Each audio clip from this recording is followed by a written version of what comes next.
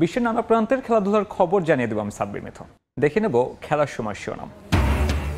গোয়ালিয়রের সিরিজের প্রথম টি-20তে কাল ভারতের মুখোমুখি বাংলাদেশ। প্রতিপক্ষ শক্তিশালী হলেও জয়ের লক্ষ্য টাইগারদের, উইকেট নিয়ে দ্বিধা। প্রথম টি-20তে 3 পেসার ও 7 ব্যাটার নিয়ে একাদশ সাজাচ্ছে বাংলাদেশ। দীর্ঘদিন পর সুযোগ পাচ্ছেন মিরাজ, বিশ্রাম দেয়া হতে পারে তাসকিন আহমেদকে। নারী টি-20 বিশ্বকাপে ছন্দপতন জ্যোতি বাহিনীর। ফিল্ডারদের পর ব্যর্থ টাইগার্স ব্যাটাররাও। দ্বিতীয় ম্যাচে বাংলাদেশকে 21 রানে হারালো ইংল্যান্ড। এবং এএফসি চ্যালেঞ্জ লিগে ভালো করার তোড়জোড় বসুন্ধরা কিংসের। মোহামেডান ফোর্টিস থেকে ধার করছে ফুটবলার, কন্ডিশনের মানিয়ে নিতে ক্যাম্প হবে ভুটানে।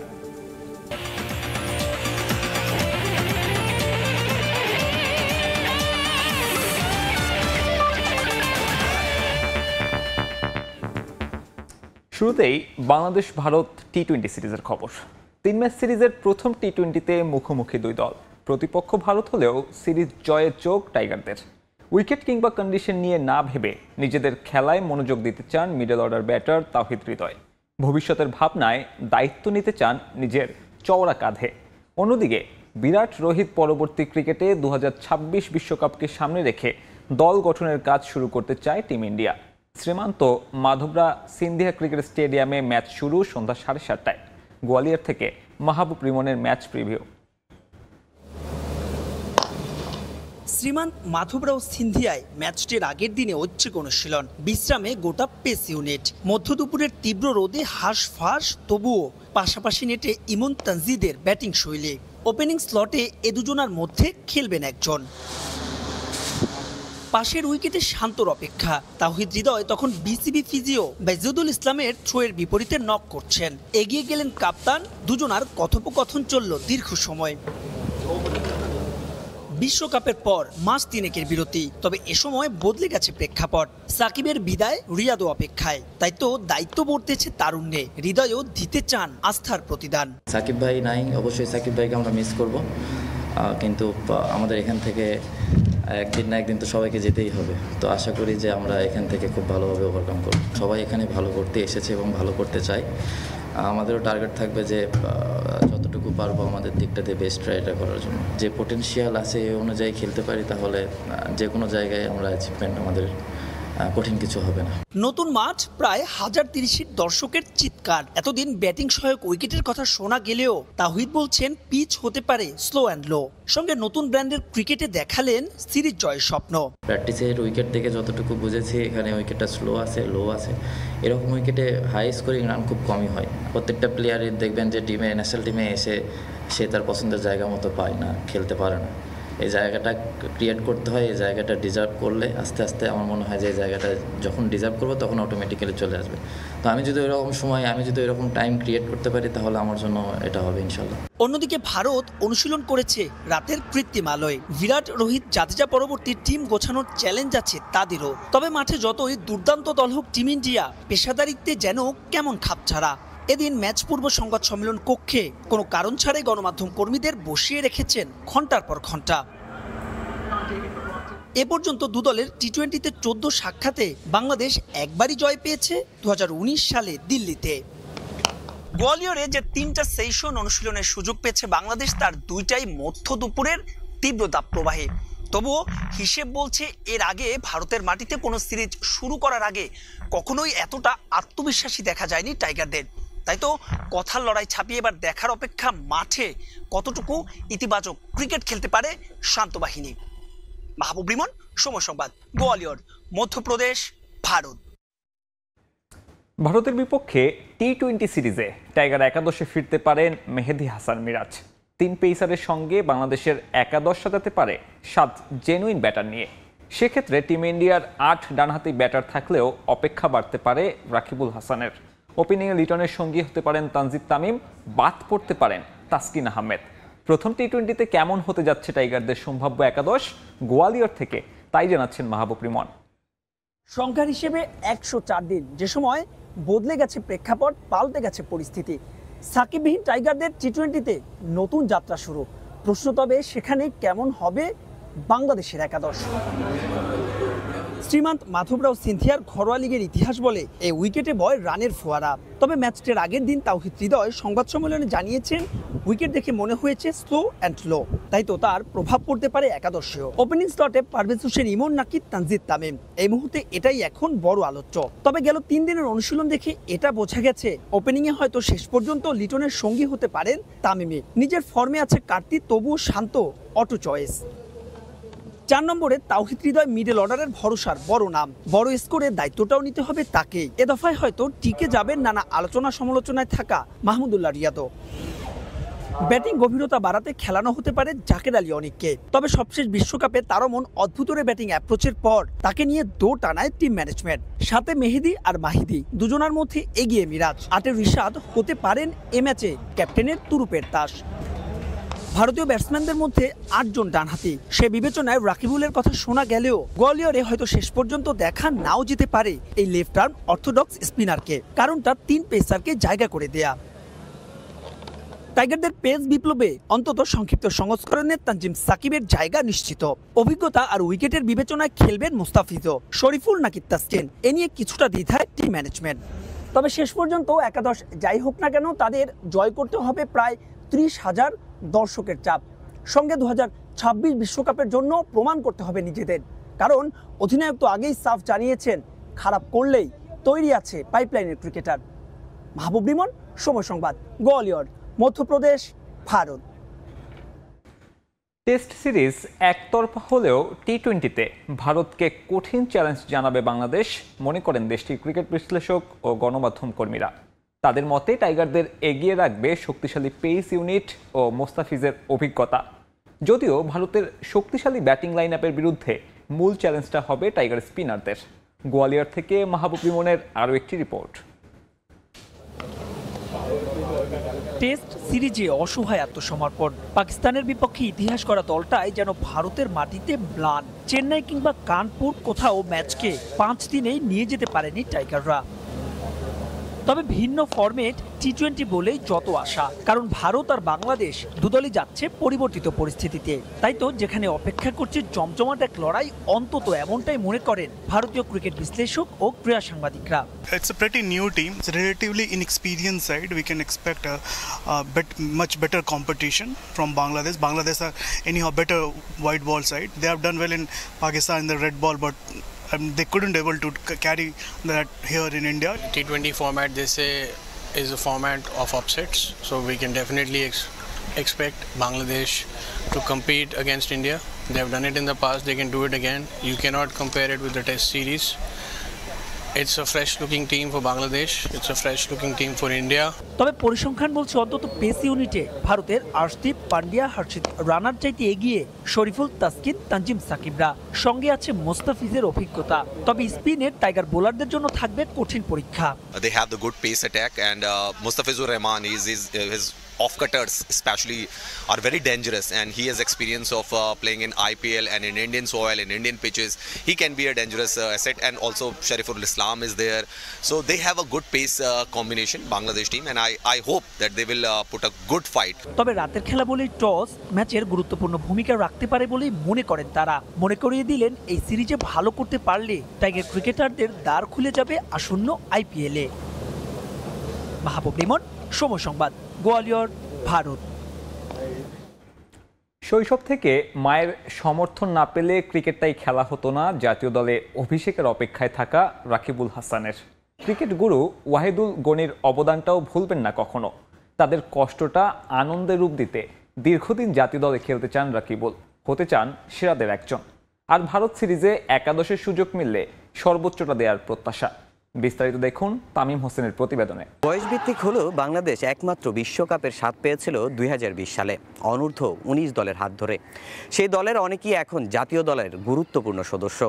মূল দলের জার্সি গায়েদের অপেক্ষাও আছেন অনেকে। তাদের মধ্যে একজন রাকিবুল হাসান। এখন কথা বলবো তার সঙ্গে। রাকিব, ভারত সিরিজের জন্য আপনাদের প্রস্তুতিটা কেমন হলো? আমরা লাস্ট দিন 2টা ম্যাচও খেলছি, সো ওভারঅল মিলে বলবো আমরা ভালো প্রিপারেশন নিতে পারছি। তাওহিদ হৃদয়, তানজিদ তামিম, শরীফুল ইসলাম সবাই কিন্তু জাতীয় দলে এখন নিয়মিত এবং গুরুত্বপূর্ণ। আসলে আপনি যদি সুযোগ আসে আপনার, সেক্ষেত্রে আপনি আপনাকে নিয়ে কি ভাবছেন? আমি যে সুযোগ পাই আমি চেষ্টা করব নিজের সেরাটা দিয়ে টিমে জায়গা করে নেওয়া এবং দেশের হয়ে ম্যাচ জিতানো। ভারতের বিপক্ষে কিন্তু সবসময় আমাদের একটা ভালো করার তাড়না থাকে বা বাড়তি উত্তেজনা আমাদের মধ্যে কাজ করে। বেশ কয়েকবার আপনাকেও দেখেছি ভারতের বিপক্ষে বিভিন্ন ধরনের কথা বলতে। আসলে এই জিনিসটা কেন? ওরা ওয়ার্ল্ডের one of the best team, recently ওরা ওয়ার্ল্ড চ্যাম্পিয়ন হয়েছে, সো ওদের সাথে খেলতে আমাদেরও খুব ভালো লাগে, যাতে আমরা কম্পিটিটিভ খেলা খেলতে ওদের সাথে এবং ওদেরকে হারাইতে পারি। ভারত অনেক শক্তিশালী দল, তো তাদের বিপক্ষে টি-20 সিরিজটা একটু কঠিন হবে কিনা? কঠিন তো হবে, চ্যালেঞ্জিং হবে, বাট একটা এখন আমাদের দেখার বিষয় আমরা কিভাবে রিয়েক্ট করতেছি বা কিভাবে খেলতেছি ওদের সাথে। আমরা আশা করি আমরা ভালো খেলবো, ইনশাল্লাহ জেতার চেষ্টা করবো ওখান থেকে। সামনে তো বড় একটা চ্যালেঞ্জ, আসলে এই চ্যালেঞ্জের জন্য আপনি নিজেও কতটা প্রস্তুত করেছেন? আমার চ্যালেঞ্জ নিতে ভালো লাগে অ্যাকচুয়ালি। চ্যালেঞ্জ নিয়ে খেললে পারফরমেন্সটা ভালো করার অনেক বেশি আগ্রহটা থাকে। বোলিং নিয়ে কাজ করতেছি, প্রিপারেশনটা ভালো হয়েছে, আমি চেষ্টা করব নিজের বেস্ট শট দিয়ে যেন ম্যাচ জেতার ক্ষেত্রে অবদান রাখতে পারি। সম্প্রতি সাকিব আল হাসান আসলে টেস্ট এবং টি-20 থেকে অবসরের ঘোষণা দিয়েছেন, আসলে এই ব্যাপারটা কিভাবে দেখছেন আপনি? না, এটা অবশ্যই আমাদের জন্য কিছুটা তো হতাশারই, কারণ উনি বাংলাদেশ ক্রিকেটের লিজেন্ড। সাকিব ভাইয়ের সাথে আমার তেমন কোনো কনভারসেশন হয়নি, কথা হয়নি বোলিং নিয়ে, সো চেষ্টা করবো কখনো যদি তার সাথে আমার দেখা হয় বোলিং নিয়ে কথা বলার জন্য। 15 থেকে একদম এই পর্যন্ত আসার পরটা কিন্তু অনেক কঠিন ছিল। চ্যালেঞ্জগুলো কিভাবে সামলেছেন এবং আপনার অনুপ্রেরণার জায়গায় কে ছিল? বলতে চাই অনুপ্রেরণার জায়গা আমার মা, কারণ যখন থেকে আমি ক্রিকেট খেলা শুরু করছি, প্রফেশনালি প্র্যাকটিস করার চেষ্টা করছি, তখন থেকে আমার মা আমাকে খুব সাপোর্ট দিছে। আর এতটুকু আসা পর্যন্ত অনেক চ্যালেঞ্জই ছিল। আমি আমার কোচ ওয়াইদুল গনি স্যারের কথা বলবো, এবং স্যার আমাকে ছোট থেকেই বোলিংয়ের যা টেকনিক্যাল জিনিসগুলো আছে সেগুলো হাতে ধরে ধরে শিখিয়েছে, সো আমি স্যারের কাছে অনেক গ্রেটফুল। ধন্যবাদ রাকিব। কথা বলছিলাম রাকিবুল হাসানের সঙ্গে, তার এবং ভারতের বিপক্ষে টি-20 সিরিজে বাংলাদেশের প্রত্যাশার কথা জেনেছিলাম। তামিম হোসেন, সময় সংবাদ, ঢাকা। ভারত সিরিজের স্কোয়াডে জায়গা না হলেও ন্যাশনাল টিমের ক্যাম্পে সুযোগ পেয়ে নিজেকে আরও পরিণত করেছেন জিসান আলম। সম্ভাবনাময় এই ওপেনারকে আরও পরিণত হবার পরামর্শ দিয়েছে কোচিং স্টাফও। আন্তর্জাতিক অভিষেকের আগে জিসানও চান নিজের জাত চেনাতে ঘরোয়া আর বয়স ভিত্তিকে। হিটিং অ্যাবিলিটির কারণে বেশ আলোচনায় থাকা এই তরুণ দেশকে নেতৃত্ব দিতে চান 3 ফরম্যাটেই। ন্যাশনাল টিমের পার্থক্য অনেক রকম। ইন্টারন্যাশনাল খেলা, ওদিকে সব ইন্টারন্যাশনাল প্লেয়ার ছিল, বড় বড় প্লেয়ার ছিল, ওনাদের মাইন্ডসেটগুলো এজ লেভেল বা এইচপি থেকে অনেক ডিফারেন্ট। ওদিকে স্কিলও ভালো থাকতে হবে, মেন্টাল গেমটাও হচ্ছে মেন, অনেক কিছু শেখার ছিল এখানে। আমি এজ এ ক্রিকেট প্লেয়ার হিসাবে আমি সব ফর্মেটের ক্রিকেটটা খেলতে চাই। এদিকে স্পেসিফিকভাবে কোনো কিছু নেই, যেহেতু ছোটোবেলা থেকেভাবে প্র্যাকটিস করে আসছি, যার কারণে সবাই বলে ন্যাচারাল লিডার। যেহেতু বাংলাদেশে এটা অনেক একটা বড় একটা ফ্রাঞ্চাইজি লিগের মধ্যে একটা, আমি চেষ্টা করবো আমার বেস্টটা খেলার জন্য। আমি চেষ্টা করবো আমি যাতে টপ ব্যাটসম্যানের মধ্যে থাকি, 5 জনের মধ্যে থাকি, ওই চেষ্টাটা করবো ইনশাল্লাহ। আমি ওভাবে নিজেকে গ্রো আপ করতেছি ইন্টারন্যাশনাল, যাতে যে আমি যাতে ভালো খেলতে পারি ওইগুলো নিয়ে আমার সোহেল স্যার কাজ করতেছি, ন্যাশনাল টিমে বাবুল স্যারও ছিলেন, ওইসব নিয়ে কাজ করতেছেন, যেগুলো আমার ইন্টারন্যাশনালে মানে কোনগুলো ভালো হবে, যেটা ভুল ছিল ওইগুলো আমি কাজ করতেছি, যাতে ইন্টারন্যাশনালকে ভালো খেলতে পারি। সিলেক্টর যদি মনে করে যে আমি ক্যাপেবল এখন, তাহলে এখন, আর যদি ক্যাপেবল মনে করেন এখন না, পরে তখন পরে, আমার হাতে আছে, আমি পারফরমেন্স করবো। আর সবাই ভালো বলছে, এটা ক্যারি করতে বলছে, এটা শেষ না, আরও আছে সামনে, ভালো খেলা আছে। এবারে নারী টি-20 বিশ্বকাপের খবর। নিজেদের দ্বিতীয় ম্যাচেই ছন্দপতন ঘটল বাংলাদেশের। ইংল্যান্ডের বিপক্ষে 21 রানে হারল জ্যোতি বাহিনী। এক ঝাঁক ক্যাচ মিসের পর ব্যাটিং ব্যর্থতায় সুযোগ পেয়েও ইংলিশদের হারাতে পারল না টাইগার্সরা। টস জিতে ব্যাট করতে নেমে শুরু থেকেই আক্রমণাত্মক ছিল 3 লায়ন্স, কিন্তু সুযোগ পেয়েও তাদের রাশ টেনে ধরতে পারেনি বাংলাদেশ। ফিল্ডারদের একের পর এক ক্যাচ মিস আর রান আউট মিসে বেঁচে যায় ইংল্যান্ড। শেষ পর্যন্ত মিডল ওভারে টাইগার্স স্পিনারদের ভেলকিতে বিপদে পড়ে ইংল্যান্ড। রান তোলার গতি কমে যায় তাদের। শেষ পর্যন্ত 20 ওভারে 118 রান করে ইংলিশরা। জবাব দিতে নেমে ওপেনিং জুটিতে ভালো করতে পারেনি বাংলাদেশ। তবে ওয়ান ডাউনে নামা সুবহানা মোস্তারি চেষ্টা করে গেছেন শেষ পর্যন্ত। যদিও অন্য প্রান্ত থেকে সঙ্গ পাননি বাকিদের, সতীর্থদের আসা যাওয়ার মিছিলে 44 রান করে সুবহানা। দ্বিতীয় সর্বোচ্চ 15 রান করেন অধিনায়ক জ্যোতি। বাকিদের কেউ দাঁড়াতে না পারায় মাত্র 97 রানেই গুটিয়ে যায় তিলকারত্নে শিষ্যদের ইনিংস।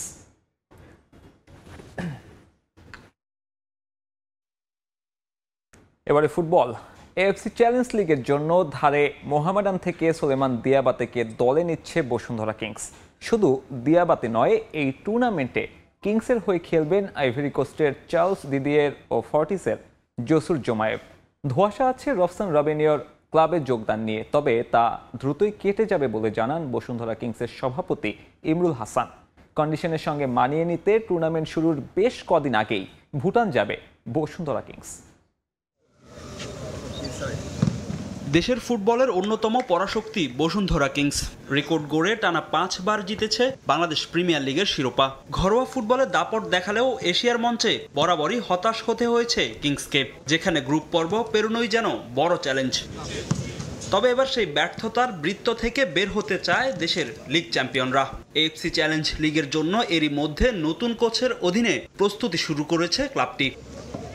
এই টুর্নামেন্টে বিদেশি ফুটবলার নিয়ে বাধ্যবাধকতা না থাকায় মোহামেডান থেকে ধারে সোলেমান দিয়াবাতেকে দলে নিয়েছে কিংস। শুধু মালির এই ফুটবলার নয়, এএফসি চ্যালেঞ্জ লিগে কিংসের সঙ্গী হবে ঘরোয়া ফুটবলের আরও বেশ কয়েকজন বিদেশি ফুটবলার। পরিবর্তিত পরিস্থিতিতে আমাদেরও সব বিদেশি এখনই এসে পৌঁছায়নি, তো আমরা বিভিন্ন ক্লাবের সাথে যোগাযোগ করছি তাদের কিছু প্লেয়ারকে নিয়ে যাওয়ার জন্য।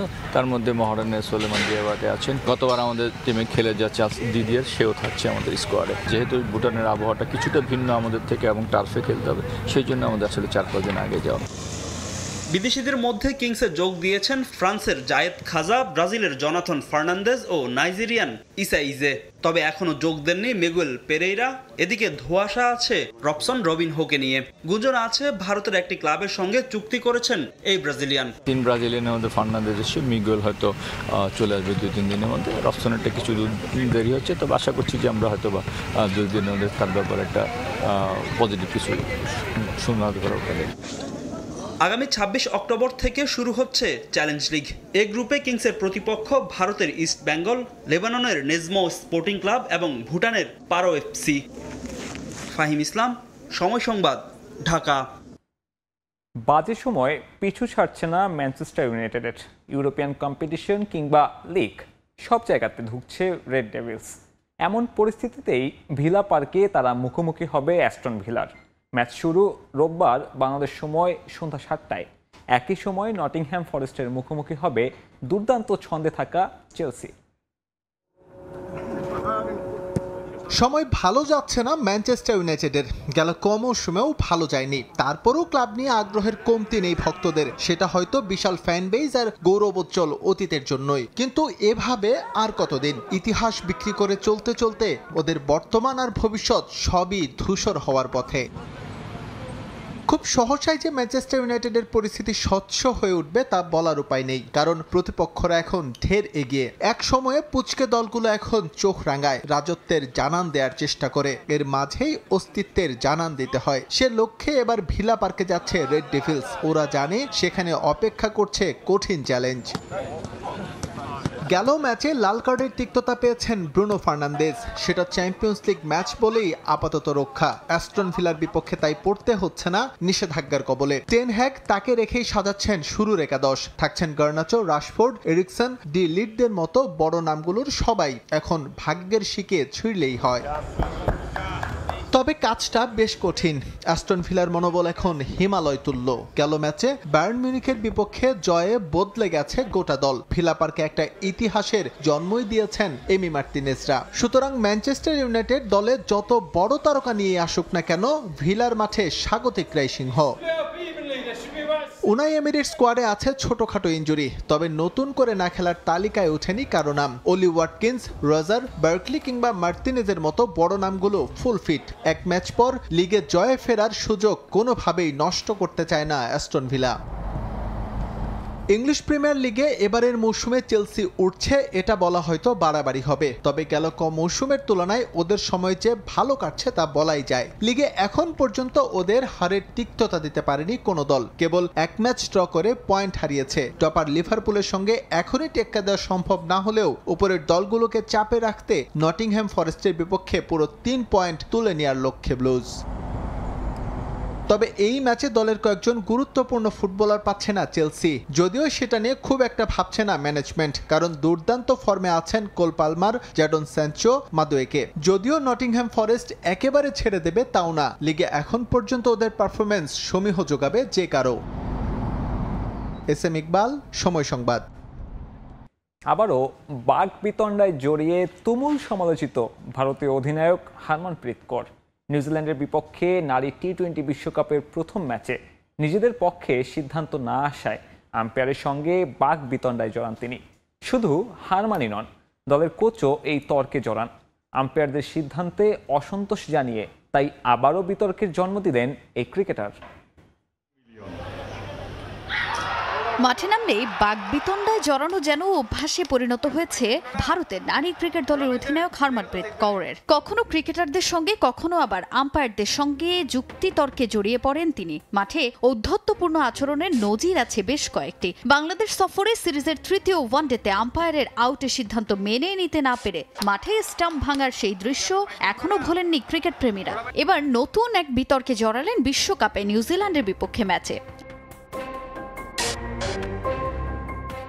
বিশ্বকাপ যাত্রাটা এবার হার দিয়েই শুরু হয়েছে টিম ইন্ডিয়ার। প্রথম ম্যাচেই নিউজিল্যান্ডের কাছে 58 রানে হারতে হয় হারমনপ্রীত কৌরের দলকে। তবে এই ম্যাচের ফলাফল ছাপিয়ে এই ম্যাচে আলোচনার কেন্দ্রে অধিনায়ক হারমনপ্রীত। কিউই ব্যাটসম্যান এমিলিয়া কারের রান আউটকে কেন্দ্র করে এবার নতুন বিতর্কের জন্ম দিলেন এই ভারতীয় ক্রিকেটার। ম্যাচের 14 ওভারে দীপ্তি শর্মার শেষ বল লং অফের দিকে খেলে 1 রান নেন এমিলিয়া। বল থ্রো না করে নিজের হাতে রেখে উইকেটের কাছে আসতে থাকেন হারমান। তখন ওভার ডেকে দীপ্তিকে ক্যাপও ফেরত দিয়ে দেন আম্পায়ার। তবে দ্বিতীয় রানের সুযোগ ভেবে দ্রুত দৌড় শুরু করেন এমিলিয়া ও সোফি ডিভাইন। দ্রুত দ্বিতীয় রান নেয়ার চেষ্টায় ক্রিজে পৌঁছাতে পারেননি এমিলিয়া কার। এর আগেই হারমনপ্রীতের থ্রো ধরে স্টাম্প এলোমেলো করে দেন রিচা ঘোষ।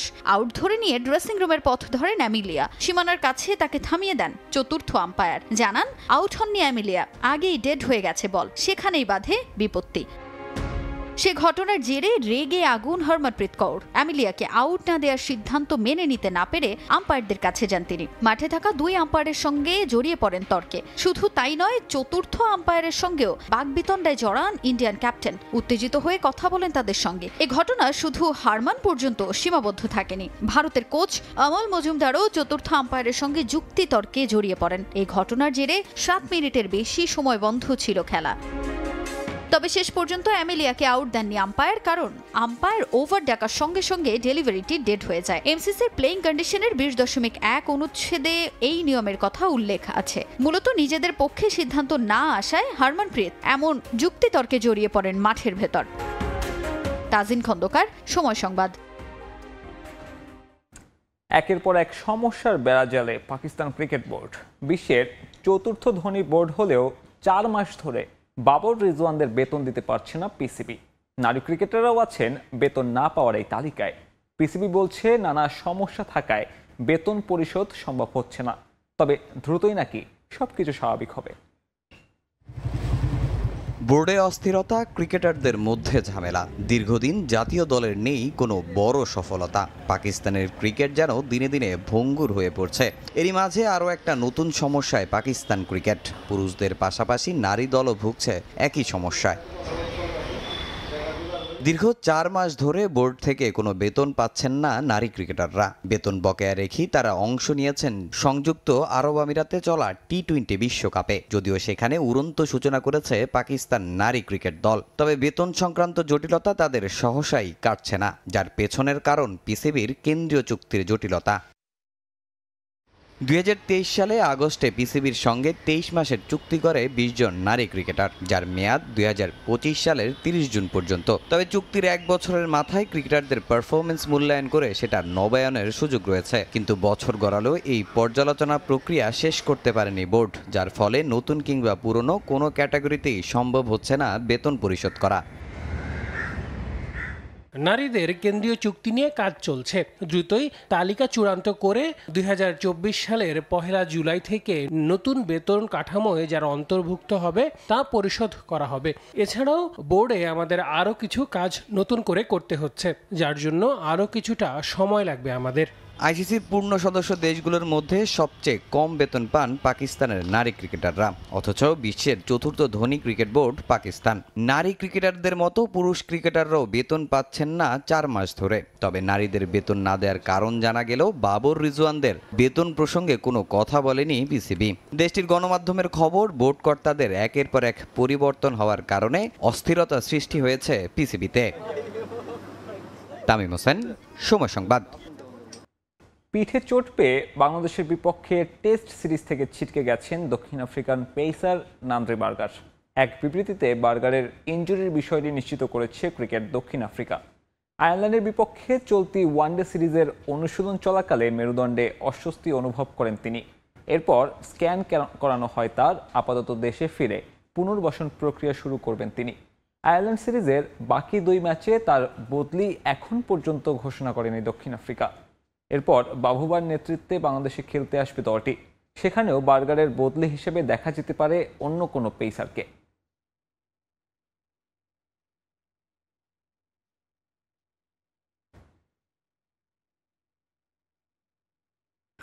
আনুষ্ঠানিকভাবে যাত্রা শুরু করল বসুন্ধরা কিংস ফুটবল একাডেমি, যেখানে 3 ক্যাটাগরিতে ভর্তি হয়েছে প্রায় শতাধিক footballer.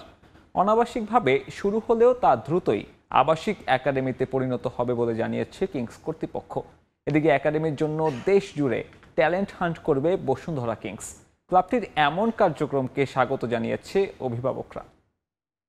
Ronaldo, Messi, Ronaldo Nazario থেকে আমি আরো ভালো খেলতে পারবো একসাথে মিলে। নেইমার চেয়ে ভালো খেলোয়াড় হতে চাই। এমন সব বড় স্বপ্ন নিয়ে বসুন্ধরা কিংসের একাডেমিতে এসেছেন খুদেই ফুটবলাররা। বিরূপ আবহাওয়াও দমিয়ে রাখতে পারেনি তাদের। কেউ এসেছেন বাবার হাত ধরে, কেউ বা মায়ের। সবারই একটাই লক্ষ্য, বড় ফুটবলার হওয়া। বর্তমানে বাংলাদেশের অন্যতম সফল ক্লাব বসুন্ধরা কিংস। অবকাঠামো ও নিজস্ব মাঠ থাকলেও ছিল না কোনো ক্লাব একাডেমি। এবার সেই অভাবও পূরণ করতে চায় দেশের অন্যতম সেরা এই ক্লাব। বয়সভিত্তিক 3 ক্যাটাগরিতে প্রায় শতাধিক ফুটবলার নিয়ে শুরু হলো যাত্রা। আপাতত অনাবাসিক হলেও আবাসিক একাডেমি নিয়েও চিন্তা করছে বসুন্ধরা কিংস কর্তৃপক্ষ। একাডেমির জন্য ট্যালেন্ট হান্ট সহ বেশ কয়েকটি পদক্ষেপ নেবে ক্লাবটি। ঢাকা না, আমরা 8টি বিভাগীয় সদরে আমরা ট্যালেন্ট হান্ট করব। সেখান থেকে যদি দরিদ্র কিছু থাকে যাদেরকে এনে আমরা সম্পূর্ণ বিনা বেতনে আমাদের একাডেমিতে প্রশিক্ষণের সুযোগ দেব। আমাদের যে সময় রেসপন্স ছিল আবাসিকের চাহিদাটা বেশি ছিল, তো আমরা এই মুহূর্তে আবাসিকের দিকে যাচ্ছি না। আমরা হয়তো উইদিন 6 মান্থ কিংবা 1 বছর মধ্যে আবাসিকে যাব। কিংসের এমন পদক্ষেপকে স্বাগত জানিয়েছে অভিভাবকরা। দেশের প্রথম সারির ক্লাবগুলোর একাডেমি গঠনে এগিয়ে আসা উচিত বলে জানান তারা। এদিকে আধুনিক সুযোগ সুবিধা পাওয়ায় এই একাডেমিকে বেছে নিয়েছে তরুণ ফুটবলাররা। একাডেমিতে খেলার ছোট থেকে অনেক শখ ছিল, আজকে শখটা পূরণ হয়েছে, আলহামদুলিল্লাহ অনেক ভালো লাগতেছে। আশা নিয়ে আসছি যেন আমি বাংলাদেশি ন্যাশনাল টিমে খেলতে পারি। এই ক্লাব থেকে আমরা জাতীয় দলে বা বড় কিছু করার জন্য এই আশায় ভর্তি হয়েছি। এই ক্লাবে খেললে ইনশাল্লাহ একদিন আমরা সফলতা পাবো, সেই জন্যই ওই ইচ্ছুকে আসছি আমরা এখানে। বসুন্ধরা কিংসে যদি আমার ছেলেটাকে দেই তাহলে সে প্রফেশনালি বিষয়টা জানতে পারবে। একাডেমি থাকা উচিত সব জায়গাতে, যাতে সব বাচ্চারাই খেলতে পারে যাদের ইচ্ছা আছে। বসুন্ধরা কিংসের এই ফুটবল একাডেমিতে ভর্তি ফি নির্ধারণ করা হয়েছে 10,000 টাকা, মাসিক বেতন 6,000। এখান থেকে প্রতিভাবানদের বসুন্ধরা কিংসের মূল দলেও সুযোগ দেওয়া হবে। ফাহিম ইসলাম, সময় সংবাদ, ঢাকা।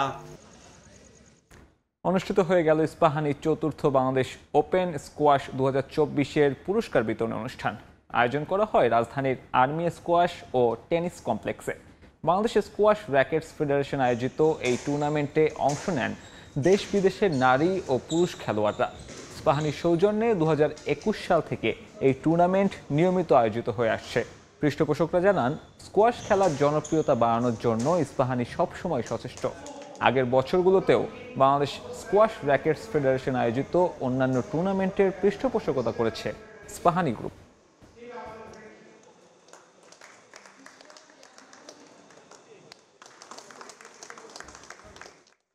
এই পর্যায়ে খেলার সময় শীর্ষ সংবাদ জানিয়ে দিচ্ছে আরও একবার। গোয়ালিয়রে সিরিজের প্রথম টি-20তে কাল ভারতের মুখোমুখি বাংলাদেশ। প্রতিপক্ষ শক্তিশালী হলেও জয়ের লক্ষ্য টাইগারদের। উইকেট নিয়ে দ্বিধা।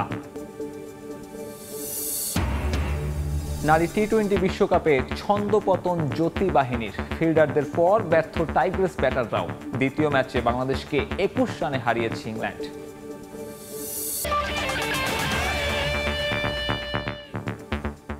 এই ছিল খেলার সময় এখনকার আয়োজন। সঙ্গে থাকুন সময়।